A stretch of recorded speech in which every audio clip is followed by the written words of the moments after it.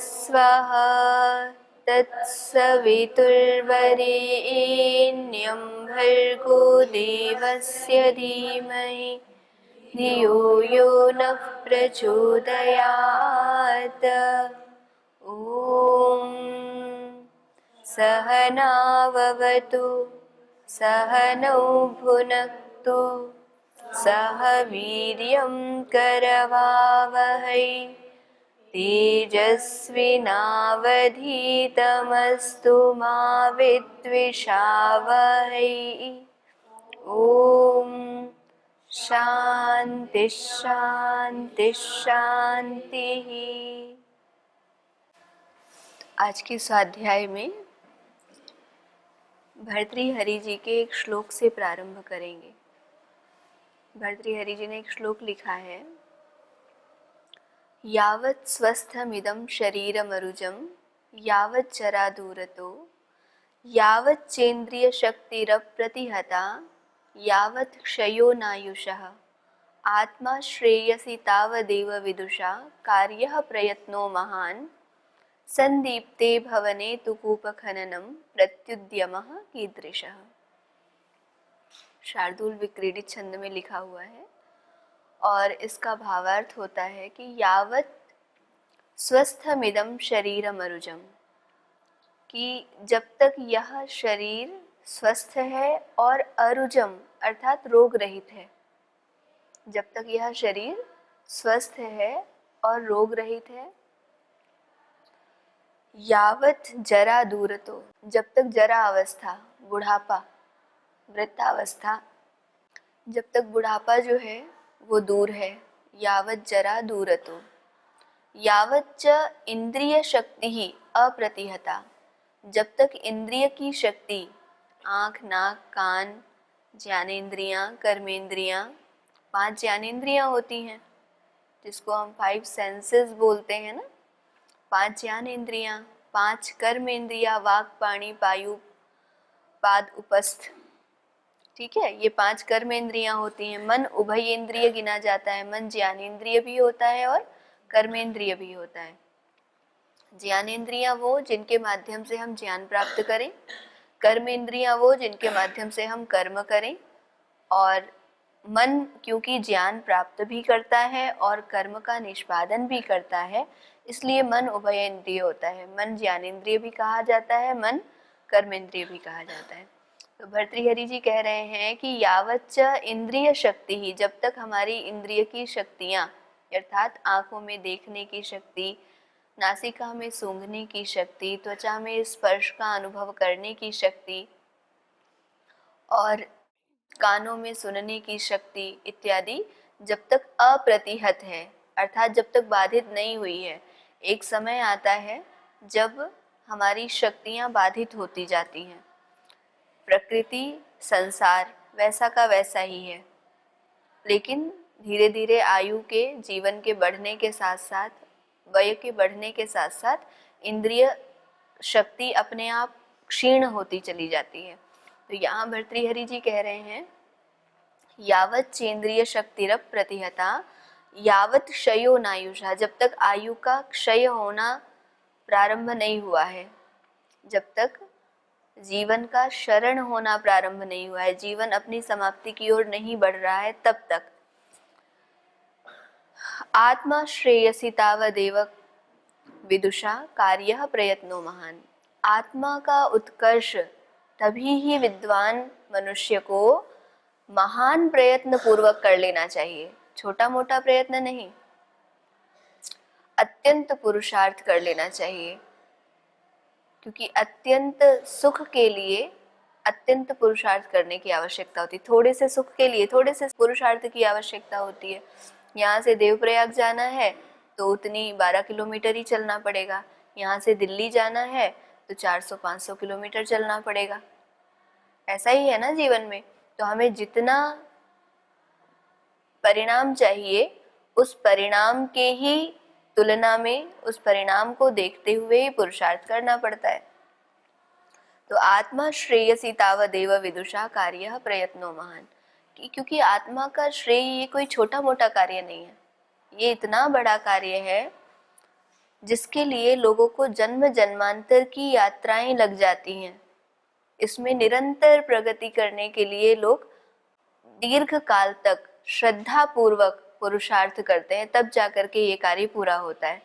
तो इसीलिए कहा प्रयत्नो महान कार्य, छोटा मोटा प्रयत्न नहीं करना है, महान प्रयत्न कार्य। और कह रहे हैं जैसे कि संदीप्ते भवने तो कूप खननम, जब घर जलने लग जाए, घर में आग लग जाए, तब कोई कुआं खोदने बैठे, वैसे ही जीवन के अंतिम क्षणों में कोई आत्म उत्कर्ष के लिए योगाभ्यास करने बैठे, ये दोनों चीजें एक जैसी हैं। ये हमें समझ में आ रहा है कि यदि घर में जिस समय आग लग गई उस समय कुआं खोदना प्रारंभ करना, उससे फिर जल निकालेंगे, फिर घर को बुझाएंगे, कभी संभव है? कभी भी संभव नहीं है। और ये बहुत बड़ी मूर्खता है कि जीवन के अंतिम क्षणों में आत्मोत्कर्ष के लिए प्रयत्न करना। जैसे कि ये बात खूब अधिक प्रचलित है, इतनी अधिक प्रचलित है कि अभी तो युवावस्था है, अभी तो खाओ पियो मौज करो, जीवन के अंतिम क्षणों में भगवान का नाम ले लेंगे। और फिर वो शास्त्रों का भी हवाला देते हैं कि मरते समय हरि का नाम बोल लेंगे तो हम वैकुंठ पहुंच जाएंगे, ऐसे ही कहते हैं ना। मरते समय हरि का नाम कौन बोलेगा? वो व्यक्ति बोलेगा जिसने पूरा जीवन विषय भोगों में अपने आप को रमाए रखा है, या वो व्यक्ति बोलेगा जिसने पहले ही हरि का नाम लिया है? कभी भी ऐसा हो सकता है कि आपकी कक्षा में कोई बच्चा है, वो पूरे टाइम सोता ही रहता हो, कुछ भी ना करता हो, या थोड़ा बहुत कभी कुछ करता हो और उसका परिणाम सर्वोत्कृष्ट हो जाए। थोड़ा बहुत हो सकता है, एक दो दिन में कोशिश करके वो ले आएगा, पर सर्वोत्कृष्ट हो जाए, ऐसा हो सकता है? आपके खेल में कोई बच्चा प्रतिदिन तो प्रैक्टिस नहीं करता है, वो अंतिम दिन खेल में जीत सकता है? वो बेचारा चाहेगा भी ना, बुद्धि में उसने याद भी कर लिया होगा कि ये किक करनी है, ये पंच करना है, जो भी करना है, तो वो याद भी कर लेगा ना, तो भी हाथ पांव नहीं उठेंगे। क्योंकि अभ्यास बहुत बड़ी चीज है।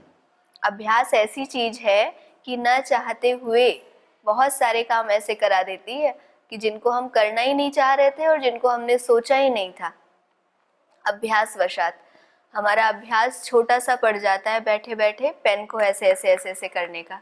और कई बार हमको कोई याद दिलाता है कि आप पेन हिला रहे थे उस टाइम, पेन हिला रहे थे, नहीं ऐसा तो नहीं हो सकता। फिर पीछे जाके कैमरा चेक करें तो हमें दिखाई देगा कि हम सच में पेन हिला रहे थे, पर हमको बिल्कुल भी भान नहीं था। हम पाँव हिलाते रहते हैं, हमको पता नहीं रहता है कि हमने पाँव हिलाया।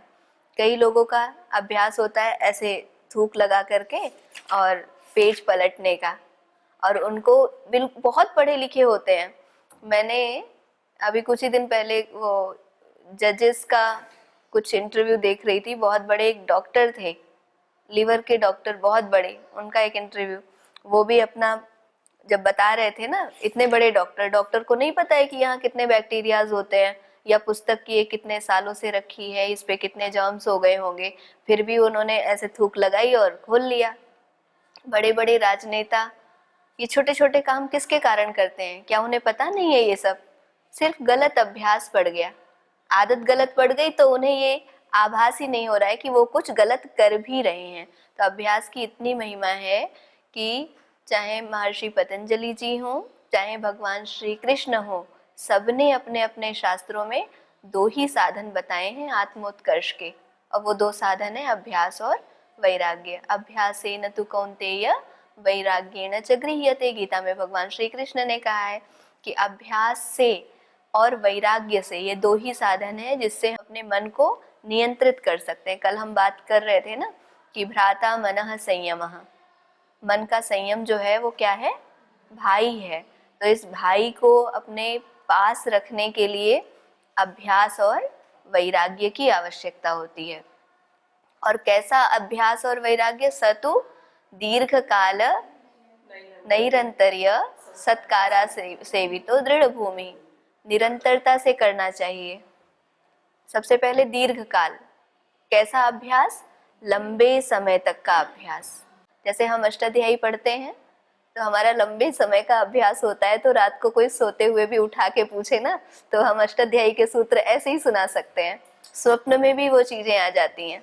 हमारे गुरुजी कहते थे, जिस दिन तुम स्वप्न संस्कृत में देखने लग जाओ ना, समझ जाना तुम्हारी संस्कृत पक्की हो गई। कि स्वप्न में भी हम जो बातचीत करें वो हमारी संस्कृत में होने लग जाए। तो हमारे संस्कृत संभाषण के समय ये बात कही जाती थी। तो बात ये चल रही थी कि अभ्यास जो है वो इतनी ज़्यादा आवश्यक चीज़ है कि वो हमें, अगर गलत चीज़ का अभ्यास हो गया तो हम आंतरिक रूप से बहुत अच्छे होते हुए भी अपने अभ्यास के कारण से गलत कार्य कर बैठते हैं, है ना। किसी को गाली देने का अभ्यास हो जाता है। बड़े बड़े जो महान लोग भी हुए ना, उनमें से किसी को शिगार पीने का अभ्यास हो गया, किसी को कुछ ऐसी ही चीज़ों का अभ्यास हो जाता है। क्योंकि आजकल कई लोग ऐसे भी हैं जो बहुत अच्छे हैं मन के, लेकिन किसी कारणवश उनको किसी ने एक बार शराब पिला दी और उनका अब अभ्यास हो गया, वो प्रतिदिन पीते हैं। तो अभ्यास ऐसी चीज हो जाती है कि जब हम बहुत कुछ जानते हुए भी उससे दूर नहीं हट पाते। जैसे कि दुर्योधन ने कहा था ना महाभारत में, जानामि धर्मम न च मे प्रवृत्ति, मैं जानता हूँ ये गलत है, मैं धर्म जानता हूँ सही क्या है, लेकिन मैं क्या करूं, मेरा अभ्यास ही ऐसा नहीं है, मेरी प्रवृत्ति नहीं हो रही। और जानामि अधर्मम न च मे निवृत्ति, कि मैं जानता हूं कि गलत क्या है, मुझे पता है कि ऐसे राज्य का उपभोग नहीं करना चाहिए, बांटना चाहिए, उनका हिस्सा है उनको देना चाहिए, स्त्री का अपमान नहीं करना चाहिए, मुझे मालूम है, लेकिन मैं नहीं कर पा रहा। क्यों? क्योंकि मेरा अभ्यास नहीं है, मेरा पूर्व कर्माशय ऐसा मैंने नहीं बनाया। तो इसीलिए परम पूज्य स्वामी जी भी कहते हैं ना, बहुत बार कहते हैं, इच्छा ना होने पर भी अच्छा कार्य करना चाहिए और इच्छा होने पर भी गलत काम बिल्कुल नहीं करना चाहिए। क्यों नहीं करना चाहिए? क्योंकि जो हम करते हैं उसकी हमें आदत पड़ जाती है। ये जो आदत है ये हमारे जीवन में अपना एक महत्वपूर्ण स्थान रखती है। इसलिए क्यों ना हम अच्छी आदतें डालें, हम क्यों बुरी आदतें डालें। असजगता की भी आदत पड़ जाती है और सजगता की भी आदत पड़ जाती है। जैसे हम बच्चों को, छोटे छोटे बच्चों को देखते हैं ना, कि कक्षा में जब वो जाएंगे कक्षा से तो उनका सामान अस्त व्यस्त रहता है। फिर मैं कई बार सबसे कहती हूँ कि नहीं ऐसा मत करिए, एक बार ध्यान दिलाइए, जो जहाँ चीज रखी थी उसको वैसा ही रख करके जाइए। ये कोई ऐसा नहीं है कि हो सकेगा तो मैं दूसरे लोगों को बोल दूंगी कि भाई इन बच्चों का सामान साइड करके अपना दूसरा काम करो। लेकिन मैं क्यों कह रही हूँ ये बात? क्योंकि वो आदत पड़नी चाहिए कि जब हम कहीं से उठें तो जैसे हमने स्वच्छ स्थान का प्रयोग किया था वैसा ही स्वच्छ छोड़ करके जाएं। कबीर साहब ने कहा है ना, चदरिया झीनी रे झीनी, जैसी ओढ़ करके आए हैं वैसे ही धर दीनी। ऐसे वो बोलते हैं कि हमने जैसी चादर ओढ़ी थी, भगवान ने जिस प्रकार से हमें ये शुद्ध मन, शुद्ध शरीर और ये सब कुछ दिया था संसाधन, हमको वैसे ही छोड़ करके देने चाहिए। किसी के घर में हम रेंट पे रहते हैं तो क्या अच्छा माना जाता है कि जिस रूप में उसने हमें वो घर दिया था, कमरा दिया था, साफ सुथरा दिया था, उसको गंदा करके छोड़ के जाएं या साफ सुथरा छोड़ के जाएं? तो ये कैसे होता है? ये होता है अभ्यास से। तो हमें अभ्यास होना चाहिए, छोटी छोटी चीज़ों का अभ्यास। सुबह उठने से लेकर के रात को सोने तक हमारे बहुत सारे अभ्यास होते हैं। उन अभ्यासों को सुधारने से हमारा जीवन कई गुना ज़्यादा अच्छा हो जाता है। तो बात ये आ रही थी कि आत्मा श्रेयसी तावदेव विदुषा, की अंतिम समय पर यदि कोई सोचे कि मैं पूरा जीवन तो जो है विषय भोगों में जी लूँ, जो मन करे वो कर लूँ और अंत में बोलूँ कि मैं भगवान का नाम ले लूँगा और अंत में भगवान के नाम लेने से मुझे तो स्वर्ग मिल जाएगा, मुझे वैकुंठ मिल जाएगा, भगवान के चरणों में मुझे स्थान मिल जाएगा, तो उसका विचारना मात्र विचार ही रह जाएगा। अंतिम समय में वो नाम लेने के काबिल ही नहीं रहेगा, क्योंकि अभ्यास ही नहीं है। इसलिए वो कब करना चाहिए? यावत स्वस्थमिदं शरीरम अरुजम, यावत जरा दूरतो, यावत चेन्द्रिय शक्तिरप्रतिहता, यावत शयो नायुषः, आत्मा श्रेयसी तावदेव विदुषा कार्य प्रयत्नो महान। और उदाहरण क्या दिया? संदीप्ते भवने तु कूप खननम प्रत्युद्यमः कीदृशा। उस प्रत्युद्यम का, पुरुषार्थ का कोई फल मिलेगा क्या? देखो, पुरुषार्थ तो वो वहां भी करेगा, जब घर जल रहा होगा तब कोई व्यक्ति कुआं खोदेगा तो ऐसा थोड़ी है कि वो बिना पुरुषार्थ किए और जादू से कुआं खोद जाएगा। पुरुषार्थ करना पड़ेगा, लेकिन क्या उस पुरुषार्थ का फल जो मिलना था वो मिलेगा? इसीलिए एक हमारे गुरुओं ने बात कही है और बहुत बार हमने सुनी है, दो बातें होती हैं, मनमानी करना और मनमाना परिणाम प्राप्त करना। दोनों एक बात है या अलग बातें हैं? तो हम पहले निश्चित करें हमें क्या चाहिए, हमें मनमाना परिणाम चाहिए या मनमानी करनी है? क्या चाहिए? निश्चित करें। परिणाम चाहिए, मनमाना परिणाम। मनमाना परिणाम, अगर मैं चाहता हूं कि मुझे 100% अंक आए, या मैं चाहती हूँ कि मुझे संसार में इतने लोग जो हैं वो मेरी बात को सुने, ये मेरा मनमाना परिणाम है। तो मैं मनमाना परिणाम कब प्राप्त कर सकती हूँ? जब मैं मनमानी करूं या कुछ व्यवस्था बनाऊं, उसके आधार पे अपना काम करूं। ठीक है, तो हमेशा हमें याद रखना चाहिए, गुरुजी कहते हैं कि मनमानी करने से कभी भी मनमाना परिणाम प्राप्त नहीं होता। अगर मनमाना परिणाम चाहिए तो मनमानी छोड़ो, और मनमानी करनी है तो मनमाना परिणाम चाहने की जो इच्छा है ना वो छोड़ दो। ठीक है, हम मनमानी कर सकते हैं। ये बहुत गलत कॉन्सेप्ट हमारे बच्चों के और संसार के मन में अभी खूब अच्छी तरीके से स्थित है। हमारा जीवन है, स्वतंत्र है, हम जो चाहें करें। मनुष्य के जीवन में बहुत सारी स्वतंत्रता है, संविधान ने हमें स्वतंत्रता दी है बहुत सारी चीजों की, तो जो मनाएगा वो करेंगे, ऐसा ही कहते हैं ना। तो ये क्या है? मनमानी करना। और परिणाम वो लेकिन वैसा नहीं चाहते, वो चाहते हैं मैं जहर खा लूं पर मरूं ना। ये संभव नहीं होता है। आप जहर खाओगे तो मरोगे। अब वो जहर चाहे जानबूझ के खा लो और चाहे बिना जाने खा लो। कोई ऐसा कहने लगे, महाभाष्य में जैसे एक वाक्य आता है ना, नहीं अज्ञानम शरणम भवितुमर्हति, अज्ञान किसी की शरण नहीं हो सकता। कोई ऐसा कहे कि जी मुझे तो पता ही नहीं था कि जहर खाने से कोई मर सकता है, तो मैं क्यों मरना चाहिए? मैं जहर खा लूं तो भी मरूं ना, तो मुझे मरना नहीं चाहिए क्योंकि मुझे पता नहीं था कि जहर खाने से मरते हैं। कोई बच्चा कहे कि मुझे पता नहीं था कि परीक्षा की संचिका में न लिखने पर कोई फेल हो जाता है, तो आपने मुझे पहले बताया होता कि परीक्षा की कॉपी में न लिखने पर फेल होता है तो मैं लिखता। तो क्या उसकी बात आप मान लेंगे? तो फिर वहां पर एक बात कहते हैं महाभाष्यकार, मैं जब महाभाष्य का नाम लेती हूँ तो उसका अर्थ होता है महर्षि पतंजलि जी से, जिन्होंने व्याकरण महाभाष्य को लिखा है। उसमें बहुत प्यारी प्यारी सूक्तियां भी लिखी हैं जो जीवन के लिए अत्यंत उपयोगी होती हैं। तो वहां पर महर्षि जी कहते हैं कि ये मनुष्य जन्म जो मिला है ना, इस मनुष्य जन्म के मिलते ही ये निश्चित हो गया है कि ज्ञान तुम्हें प्राप्त करना ही चाहिए। अज्ञान तुम्हारी रक्षा कभी भी नहीं करेगा।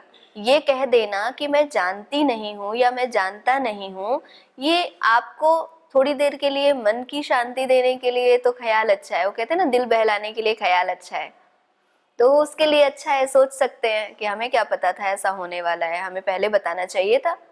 लेकिन कभी भी हमारा रक्षक नहीं हो सकता। और हम मनुष्य हैं, इसका ये तात्पर्य है कि हमें हमेशा ज्ञान की ओर आगे बढ़ना है, क्योंकि बाकी तो भोग योनियां है ना। अब कोई गाय से थोड़ी ना जाकर के शिकायत करता है कि इस गाय को पता था कि पॉलीथीन नहीं खानी चाहिए, फिर भी इसने पॉलीथीन खाई, फिर इसके ऊपर केस कर दो, फिर इसका हम तो इसकी दवाई नहीं करेंगे, क्योंकि वो तो भोग योनि है, उनको किसी ने नहीं सिखाया। और जब सिखाते हैं तो वो सीख भी जाते हैं अवसर के अनुरूप।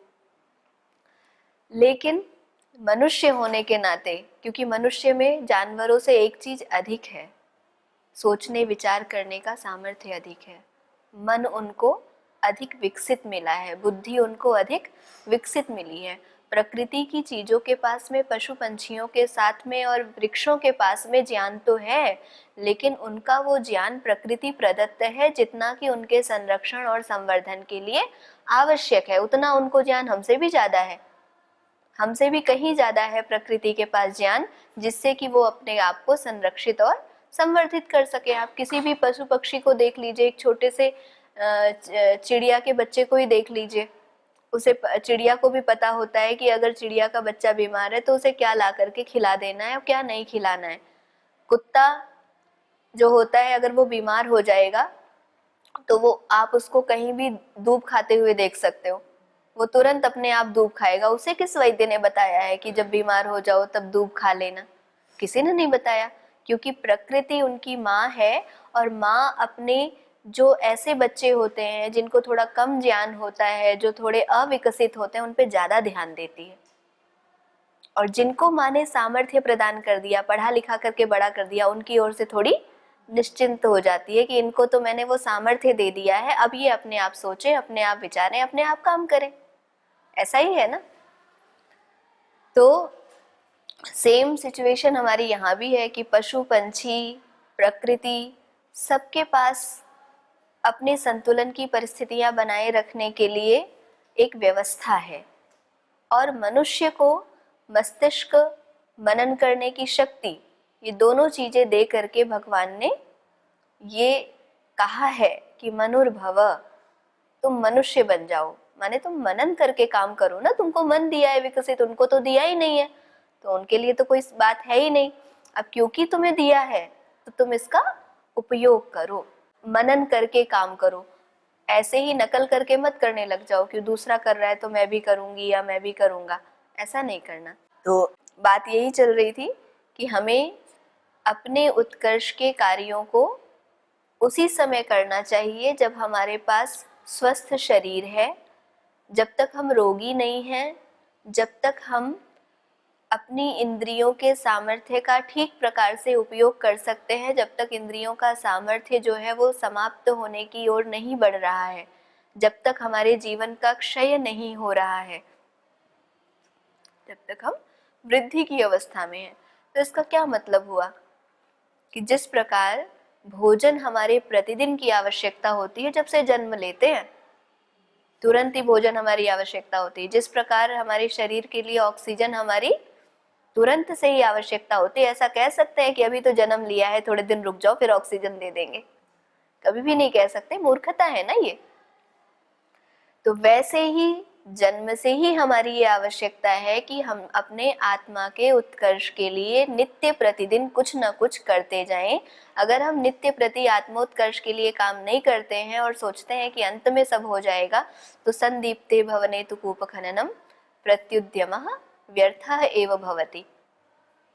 तो वही इन्होंने कहा है कि वो फिर कैसा प्रयास, उस प्रयास का तो कोई मूल्य नहीं बचेगा जब घर जल रहा हो और आप कुआं खोदोगे। तो इस प्रकार से भर्तृहरि जी अपनी प्रजा को करुणावशात ये सब संदेश दे रहे हैं।